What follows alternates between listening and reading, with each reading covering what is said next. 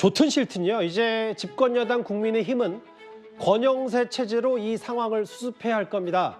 그런데 비대위가 출범하는 대로 국민의힘이 대국민 사과에 나서겠다 이런 보도도 있습니다.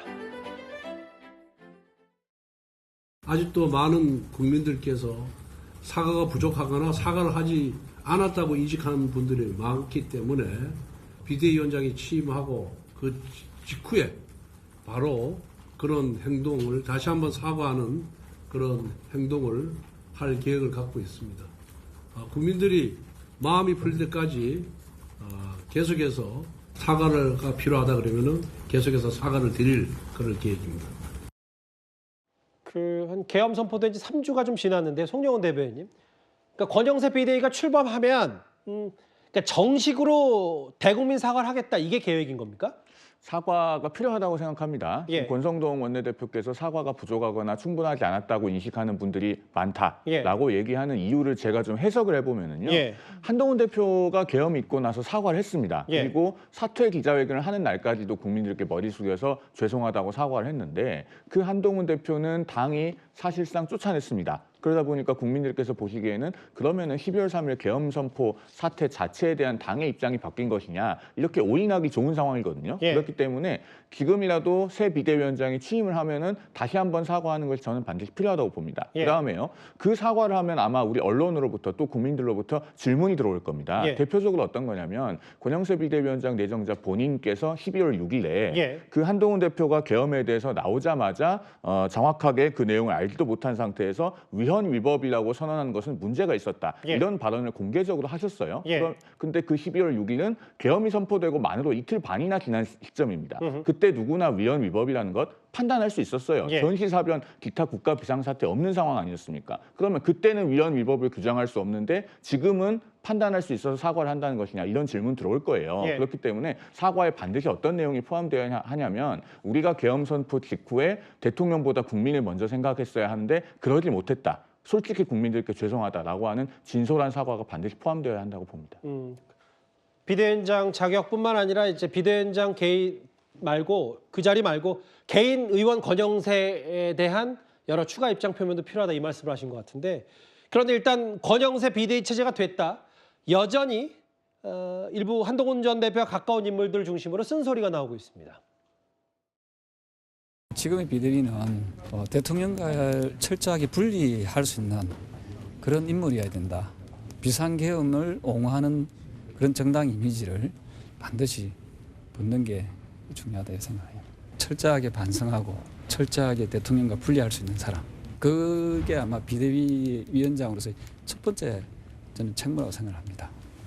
조경태 의원 같은 경우에는 무려 6선에 달하기 때문에 사실 권영세 의원보다 조경태 의원이 선수가 높아요. 그러한 선택지가 있음에도 그러한 선택지는 하나도 고려하지 않고 당시 계엄 해제를 요구하는 데 참여하지 않았던 권성동 의원, 권영세 의원, 나경원 의원 중심으로 하게 된 거는 그냥 중진의 힘으로 돌아가겠다. 그러니까 당 내부에서 박상수 대변인의 얘기도 그렇고 민주당에서는 뭐 각설이 친윤 죽지도 않고 또 왔다 뭐 이런 얘기까지 하던데, 그 윤기찬 부위원장님, 저도 국민의힘 내부기를 보니까 물론 다음 주쯤인가요? 권성동 비대위원장이 대표로 해서 계엄에 대한 대국민 사과할 거다라는 보도도 있는 반면에 내부에서 이걸 굳이 우리가 또 대국민 사과를 해야 되냐?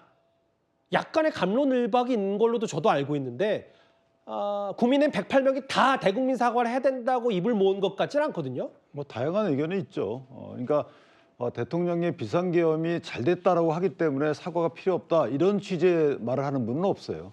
다만 이제 사과를 이미 했고 지금 사과가 뭐 재판 등에 미칠 영향 등을 고려하는 부분도 없잖아요. 있고 또 하나는 이제 사과를 하게 되면 민주당이 내란 공범 아니냐라는 식으로 치고 들어올 수 있는 빌미를 준다 뭐 이런 의견도 있을 수 있는 거고, 그러나 정치 집단이기 때문에 집단적으로 사과하는 건 맞죠. 어쨌든 이것이 뭐 내란죄에 해당하는지 여부 또는 탄핵이 마땅한 건지 여부 이런 걸 다 떠나서 정권을 창출한 정치 집단으로서 집단적 사과는 반드시 필요하다. 그래서 집단의 수장이 된 권영세 의원은 비대위원장 앞으로 되실 분인데 그분은 대표에서 당연히 사과를 해야 되는 거예요.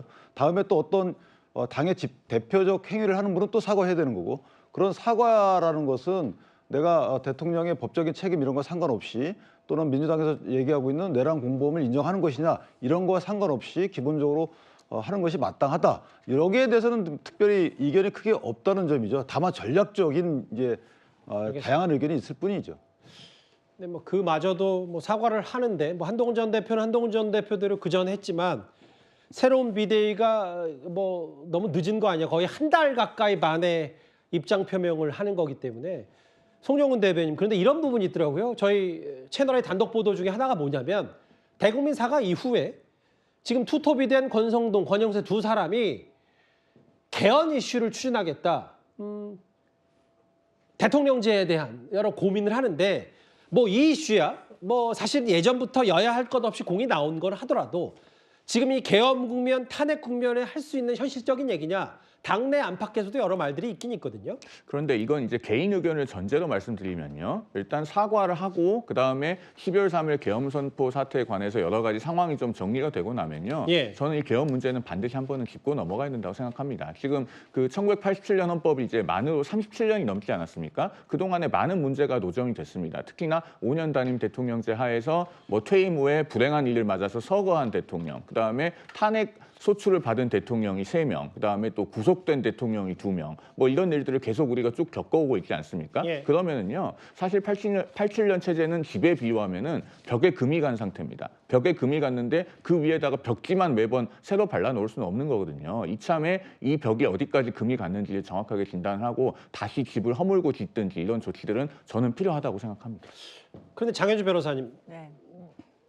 아마 저 개헌도 예를 들면 이재명 대표 당시 3년 전 대선 후보 때 공약이었던 걸로 저도 알고 있는데 야당은 뭐 개헌은 전혀 생각하지 않는 겁니까? 그냥 일단은 탄핵이 먼저다. 그렇게 보기보다는요. 일단 당연히 개헌에 대해서는 어느 정도 정치권에서 필요하다라는 공감대 있는 것 같습니다. 저는 이 부분에 대해서는 국민들도 꽤 공감하실 거라고 생각이 드는데요. 그런데 개헌 절차라는 것이 법 개정과는 다르기 때문에 뭐 하루 이틀 고민해서 바로 할 수 있는 건 당연히 아닙니다. 국민적인 합의도 필요하고요. 관련된 절차도 복잡합니다. 지금은 사실상 이 내란 혐의와 비상 계엄으로 인한 국정 혼란을 수습하고 관련된 부분들을 정리하는 게 먼저인 것이고 개헌 논의는 그 이후에 논의에도 늦지 않겠지 않나라는 생각 듭니다.